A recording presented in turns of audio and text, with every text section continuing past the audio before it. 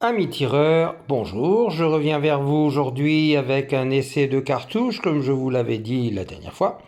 Alors cette expérience-là est effectuée, c'est avec un Smith Wesson K22 modèle 17. Oui, modèle 17 il me semble, oui c'est ça. Et comment dirais-je, alors voici les tirs. Je vais commencer par celui-ci qui est un des moins anciens, pardon. Alors j'ai tiré avec la semi-auto, qui est donc semi-auto, qui est donc celle-ci. Et j'ai tiré ici, celui-ci, avec des Hornady. Alors c'est un peu équivalent.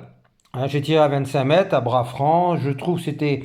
Voilà, hein, je vous donne une idée du carton. Bon là, au centre ici on a un 10, 3, 9. Ici on a aussi avec les Hornady un 10 et un 2, 3, 9 également.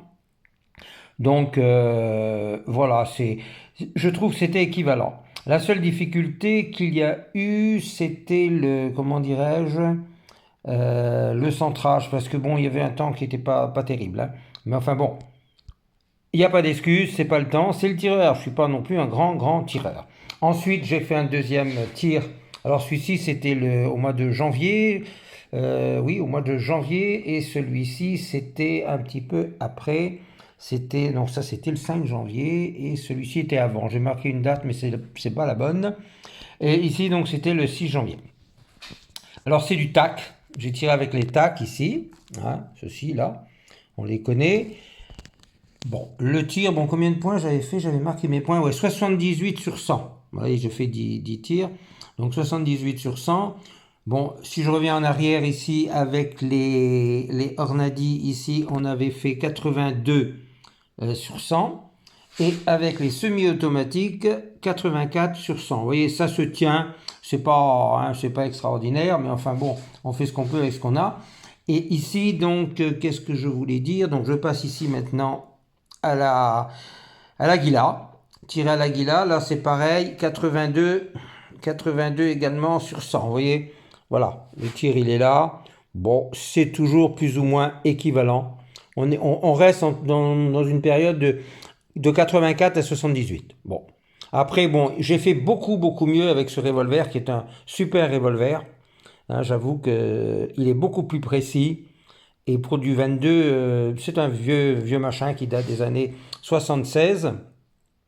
Mais bon, il tire nickel. Et puis, il est fluide, il est vraiment super bien. Et il brille. Alors là, c'est le fameux truc, là, la moindre tache, la moindre tache d'huile dessus, ça fait tout du bleu. Enfin bref. Alors, par contre, sur celle-ci, la semi-auto, alors, on a des problèmes. Vous voyez, c'est ce que j'ai marqué ici, parce que je me rappelle plus ce que j'ai fait. Voilà. Une tendance au gonflement. C'est-à-dire qu'avec le pistolet, on éjecte en appuyant ici sur l'éjecteur qui est là.